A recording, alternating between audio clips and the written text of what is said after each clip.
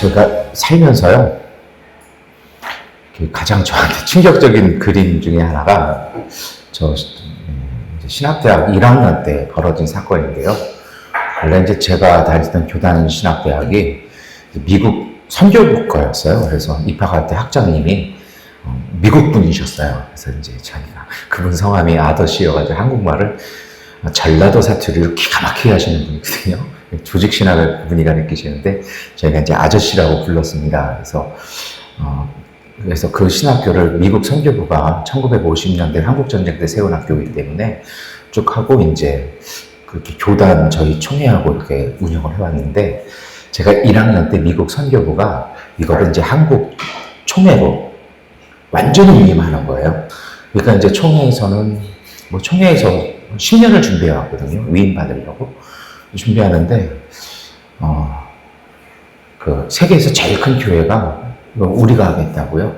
그래서 이제 싸움이 벌어지는 건데 그 싸움이 어떤 정상적으로 학교의 비전, 우리가 이렇게 하겠다 이렇게 진행이 되면 저희 모두가 다 공감을 했을 거예요. 거기에 나중에 학생 투표도 있었거든요. 학생 의견 투표, 교수 투표 이런 거 있잖아요.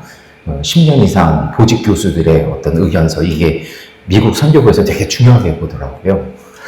근데 그런 운동이 생기니까 이제 그 섬에 있는 어떤 교회에서 교수들을 뭐라 그럴까요?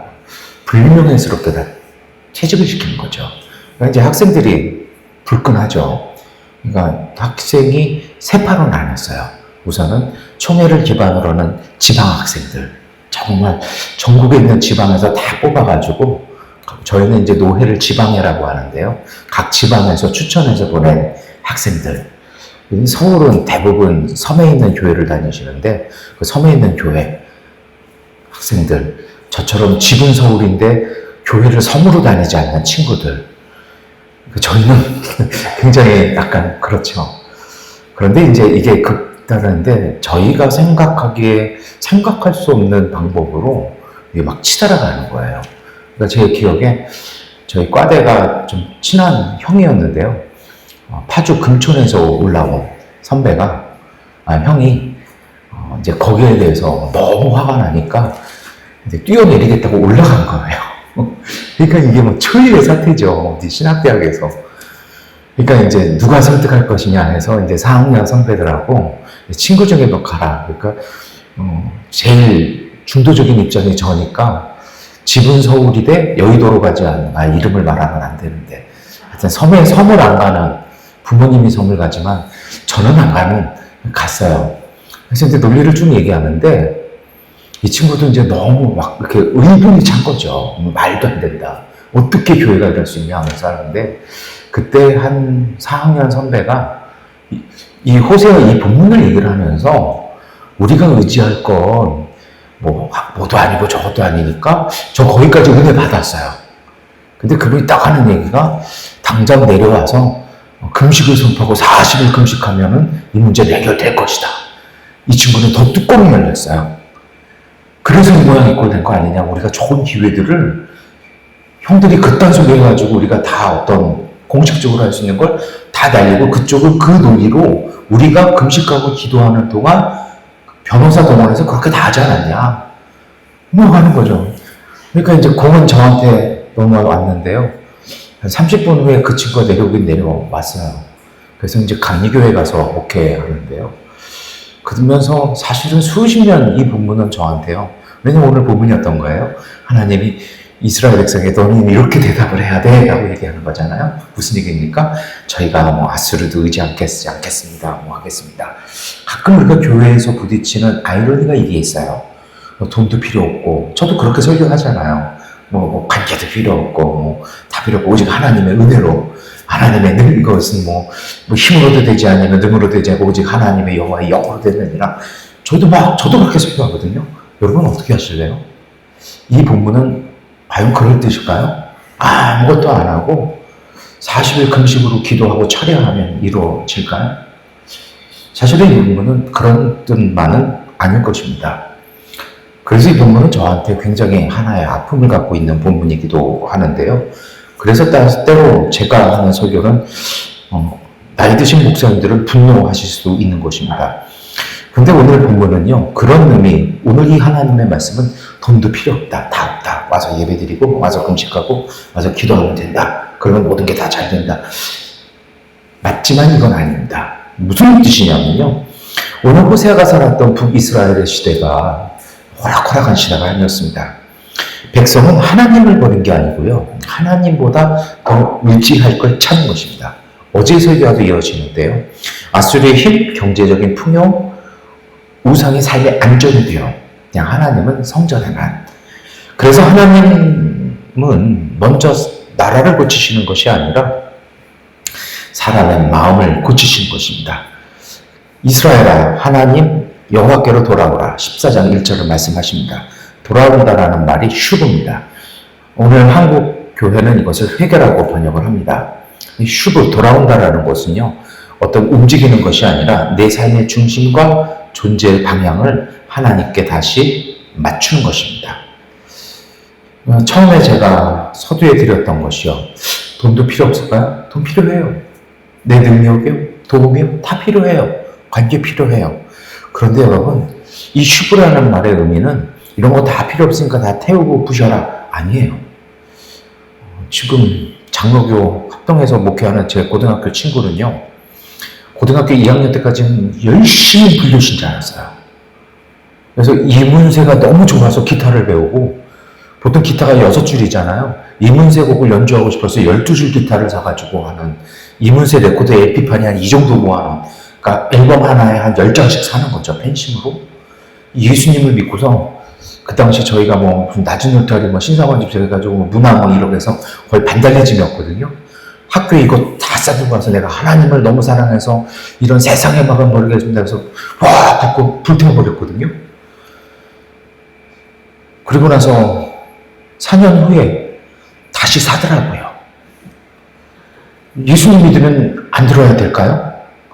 예수님 믿으면, 죄송합니다만, B 시작하는 단체 있잖아요. 이름이 생각 안 나서요. 다 사탄의 마음일까요? 그거 들으면 우리의 영성이 죽나요? 오늘 그 말씀이 이 슈브라는 단어, 그게 아니고요. 그거 필요해요. 슈브라는 말은요, 내 중심에 뭐가 들어있냐라는 거예요.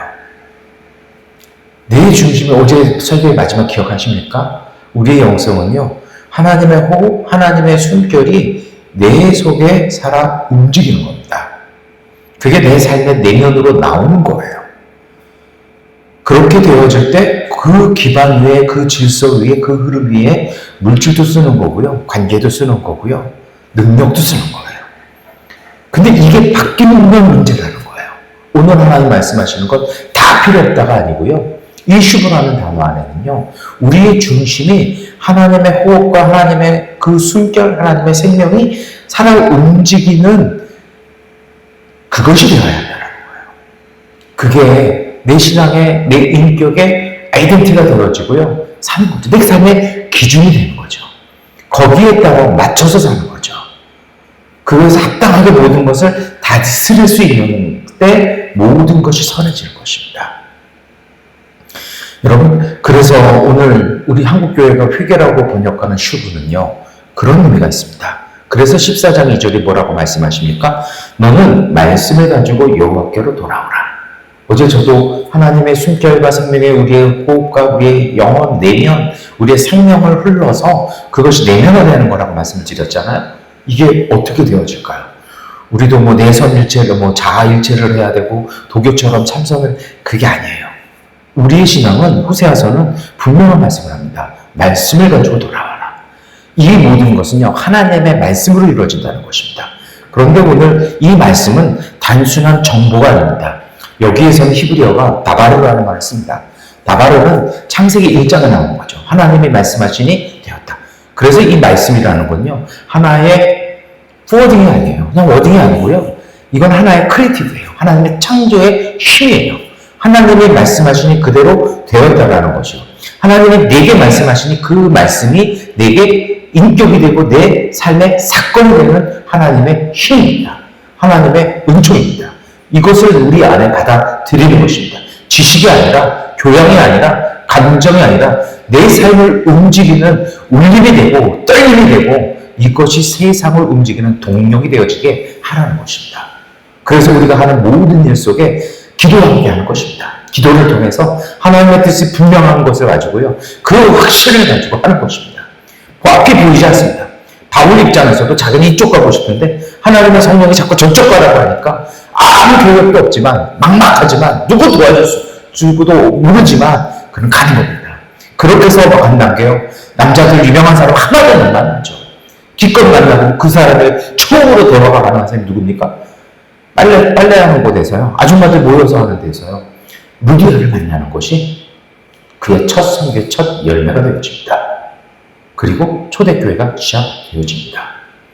여러분, 하나님의 말씀의 그 감동, 그 떨림, 그걸 가지고 내 삶에 인격화되고 그게 내 영혼 속에 그 감동을 지닐 때 그 속에 물질도 여러 가지 것들이 질서를 찾을 때 모든 것이 은혜가 될 것입니다. 이 순서가 바뀌면 안 된다는 것이죠.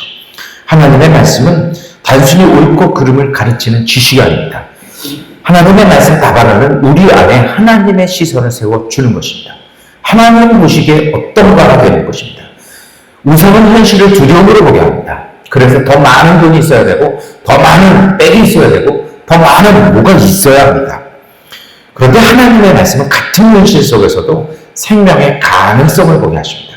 호흡할 수 있으면, 내가 살아갈 수 있으면 할 수 있다는 믿음이 나오는 것입니다. 물질의 이익이 아니라 사람이 보이고 생명이 보일 때요. 내일이 보이는 것, 그 속에 가치를 두기 시작하고 그것을 선택하게 하는 것입니다. 그래서 회개는요. 행동 몇 가지 바꾸는 것이 아니라 세상 바라보고 사람 바라보는 눈이 새롭게 세워지는 시선입니다. 사람이 예뻐 보이고요. 세상이 살맛나 보이고요. 이거 뭐 결과에서 뭐 하나 하지만 그래도 일 열심히 하면 재밌잖아요. 행복하잖아요. 그 속에 물질은요. 하나님의 삶으로 주시는 겁니다. 약속으로 주시는 겁니다. 때로 그런 것들이 삶을 유지할 수는 있죠. 그러나 생명을 줄 수는 없습니다. 그래서 하나님 말씀하십니다. 14장 4절입니다. 내가 그들의 반역 고치고 기쁘게 그들을 사랑한다. 이렇게 해서 고쳐진다라는 거죠. 고치는 걸 라파입니다. 야훼 라파, 우리 이런 건 잘 알잖아요. 근데 이 라파가요, 상처를 덮는 게 아니에요. 존재가 바뀌는 거예요. 히브리어에서는요, 사람은 왜 아프냐? 사람의 뭔가 질서에서 이탈했다는 거예요. 그 병이 오게끔 그렇게 그 사람이 살았다는 거예요.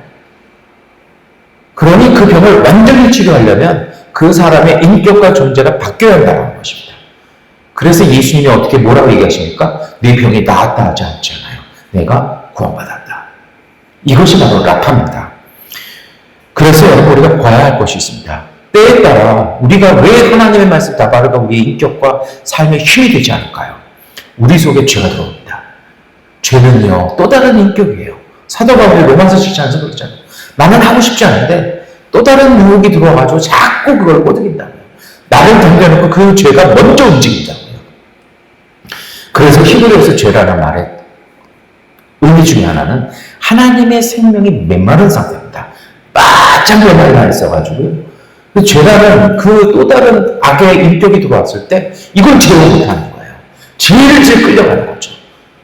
왜 메마를까요? 하나님의 생명이 공급되지 않으니까요. 삐쩍 마를 수밖에 없고 힘이 없을 수밖에 없죠. 그래서 회개의 이 슈브는 담배 끊고 술 끊고 좋은 일이에요. 근데 진정한 슈브는 하나님의 생명이 내 내면과 생명 속에 내 삶에 다시 흐르도록 공급하는 것입니다. 그걸 받아들이는 것입니다. 그래서 하나님은 약속하시죠. 내가 이스라엘의 이스가 갖겠다. 14장 5절입니다. 근데 이 하나님의 고치는 회복이 폭포수같이 임해야 되지 않나요? 담배처럼 임해야 되지 않을까요? 그런데 호세아 선지자는요, 이슬 같을 거라고 얘기합니다. 이슬은 빛처럼 세상을 한순간에 바꾸지 않습니다. 미약합니다. 이슬이라는 말이 헤벨입니다. 허무한 거예요. 안개 같은 겁니다. 어떻게 하나님의 은혜가 안개 같을 수 있을까요? 그런데 놀라운 사실은요, 이 이슬이 매일 내려서 조용하게 메마른 땅을 바꿔놓는다는 것입니다. 이 이스라엘처럼 척박한 땅에 어떻게 농사 지을 수 있을까요? 비가 조금 오잖아요. 놀라운 사실은요, 매일 새벽 내리는 이슬이 땅에 그것을 적셔서 하루에 양분으로 삼습니다. 그래서 농사는요, 이슬로 짓습니다. 그러다가 추수할 때쯤 되면, 그때는 열매를 맞으니까 많은 에너지가 필요하잖아요. 그때 비가 내리는 겁니다. 오늘 우리에게 우리가 생각하는 비가 없을 수 있습니다. 근데 중요한 게 있죠. 오늘을 살게 하는 이슬과 같은 하나님의 만나가 우리 가운데 있습니다. 우린 그것으로 살아갑니다. 그러다 열매를 맺을 때가 되면 하나님은 우리에게 단비를 내려주시는 겁니다. 그래서 신앙은, 지혜로운 신앙이면요, 하나님 내려주실 단비를 생각하며 오늘의 이슬로 풍족하게 농사 짓는 겁니다. 이 은혜로 사는 것이 바로 온전한 영성입니다. 하나님의 은혜가 그래요. 특별한 체험 간증하시는 분들, 저는 3년 가는 거 못 봤어요. 자꾸 사람만 모이면 자꾸 뭘 간증하시는 분들이 있어요. 20년 전에요, 30년 전에요. 지금은 어떡하라고요? 특별한 체험이 사람을 바꾸지 않습니다. 사람을 진정으로 변화시키고 은혜를 주는 건 매일같이 스며드는 하나님의 생명이 우리를 살게 하는 겁니다. 특별한 간증할 건 없지만 그저 매일 새벽에 일어나서 기도하고 뭘 하든 기쁘게 하고 감사하게 하고 옆에 사람 힘들면 좀 도와주고 어떻게든 좋은 말 하고 내 마음 잘 다독여서 그래 우리 한번 재밌게 살자. 하나님 저 좀 도와주세요. 이런 분들이 깊이 있는 영성이 되어지는 것입니다. 영성은 놀라운 경험이 아닙니다. 어제도 말씀드렸지만 하나님의 그 생명이 내 속에 자라나도록 하나님께 여는 것입니다. 그래서 이렇게 되어지면요, 마음이 맑아집니다. 마음이 맑아지면 하나님의 뜻이 보인다. 그래서 세상 사람 이쪽 갈 때 이쪽 갑니다. 왜 그리로 가세요? 하나님의 인도하심이 있어서요. 세상 사람 가는 길과 다른 길을 하나님이 주시는 내 은혜의 자리로 가는 것입니다. 마태는 교회가 박해받을 때 기록되어졌습니다. 예수님은 현실을 피하라고 말씀하지 않으셨습니다. 오히려 말씀하시죠. 내가 너희를 보내니 이리대로 보낼 것 같다. 가면 다 잡혀먹을 거라는 겁니다. 그리고 나서 10장 16절은 그 유명한 얘기 하시죠. 뱀같이 지혜롭고 비둘기같이 순결해라. 근데 보통 사람들은 뱀같이 지혜롭고 지혜롭기만 해서 문제가 생깁니다. 교회 다니시는 분들도 그렇죠. 근데 지혜롭다라는 말이요, 프로노스라는 말입니다. 근데 이 지혜라는 말이 뭐냐면 막 머리 잘 돌아가는 그런 분이 아니고 하나님의 뜻으로 현실을 분별하는 사람입니다. 세상 보기 미련해 보이시는 사람입니다. 아이고 세상은 저렇게 깝깝해서 어찌 사노. 이게 프로니머스입니다. 이게 지혜로운 겁니다. 어떻게 하면 조금 더 쉽고 어떻게 하면 조금 더 많이가 아니라 어디에 주님의 뜻이 있을까? 여기 목마름을 가진 사람들입니다. 주님 답해 주시지 않으면 제가 안 가겠습니다. 알려주십시오. 하는 사람이죠. 순결한 건요, 아켈라리오스라고 합니다. 이게 뭐냐면요, 순정품이에요. 섞이지 않았다는 거예요. 세상의 생각이 들어오지 않아요. 내 뜻이 섞이지 않아요. 정말 그래서 이게 연결되는 거거든요. 하나님의 뜻을 분별했잖아요. 그거 그대로. 내가 기도해서 응답받은 거대로. 최고의 은혜가 뭔지 아십니까? 기도했는데 응답이 없어요. 좀 더 기도해봐야겠습니다. 아직 주님의 뜻을 모르겠습니다. 그래서 엘리야가 7번 기도하잖아요. 사람이 한 만큼 기도해보고 하나님의 시간에 기도하잖아요. 이게 순결한 거예요. 여러분, 오늘 우리 시대는 정보는 많죠. 그런데 결핍된 게 있어요. 악을 분별하지 않아요. 이익이 선이 됐거든요. 근데 사람의 마음이 두려움으로 가득 차잖아요. 그러면 하나님의 뜻보다는 자꾸 사람들은 생존을 택합니다. 오늘 사는 게 급하다고요. 근데 우리 죽고 사는 것이 하나님 손에 달려 있습니다. 욕심으로 가득 차면요, 진실보다는 내 유익, 내 즐거움을 찾습니다. 내가 즐거우면 돼요. 다른 사람 어떻게 생각하는지 뭐 어떡할지 생각 안 해요. 그냥 저지르고 봐요. 내가 즐거우니까요. 짜릿하잖아요. 막 미칠 것 같아요. 그래서 성경이 뭐라고 얘기합니까? 악을 행하는데 헐떡인다고 얘기하는 것이죠. 그러나 하나님의 숨결에 마음을 맑게 하면요, 내가 무엇이 재밌고 유리한가가 아니라 어떤 것이 생명을 살릴까, 이것이 보이정할 겁니다. 이게 예수님이 말씀하신 지혜고 영성입니다. 말하는 이가 너희가 아니라 너희 속에 말씀하시는 이 곧 너희 아버지의 성령이시라고 10장 20절을 말씀합니다. 성령의 음성을 분별하기 시작하는 것입니다. 여러분, 이제 우리 기도할 시간이죠.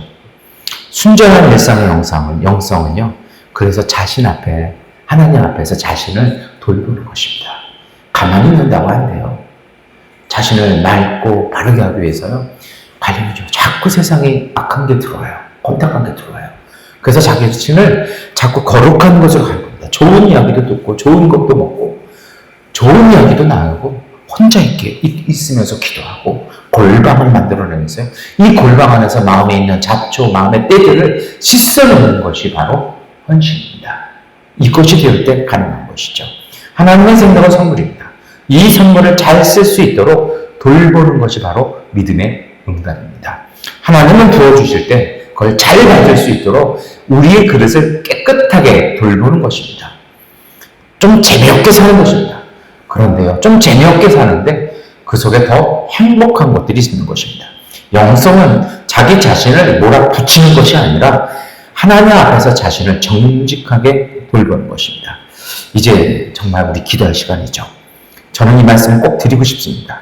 주님의 말씀은 하나님의 눈으로 자신과 세상을 돌보게 하는 시간입니다. 기도하는 시간은 흩어진 마음을 하나님께 다시 모으는 시간입니다. 침묵은 하나님의 음성을 들을 자리를 만드는 시간입니다. 이 세 가지는 반드시 필요합니다. 그래서 영성은 자기 자신만 바라보는 시간이 아니라 하나님께 오늘을 내게 맡기는 사람, 관계와 일을 하나님의 마음으로 다시 바라보는 사람입니다. 이건 맹목적인 것이 아닙니다. 그것을 통해서 하나님은 우리에게요, 구체적인 일들을 하게 하는 것입니다. 그래서 하나님의 뜻은 먼 곳보다 오늘 네가 살아가는 자리에서 먼저 드러나는 것입니다. 그래서 영성은 현실을 떠나가는 것이 아니라 현실을 하나님의 마음으로 다시 다스리며 살아가게 하는 힘입니다. 이제 우리 기도 시간입니다. 여러분, 이러한 기도의 삶이 되어질 때요, 어느 순간 우리가 바뀌는 걸 봅니다. 평화가 되고 오래 참음이 되고 한 사람을 일으키는 생명의 통로가 됩니다. 이 은혜로 승리하시기를 축원합니다. 기도하겠습니다. 하나님, 흔들리는 세상보다 주님을 더 깊이 신뢰하는 마음을 주셔서 우리의 메마른 삶에 내려주시는 주님의 소중한 이시를 흠뻑 받아들여 하나님, 알곡이 되고 뿌리가 되고 줄기가 되고 기둥이 되는 그러한 삶이 되어 흔들리는 삶에 깊은 뿌리 내리는 하나님의 나무가 되게 하여 주시옵소서.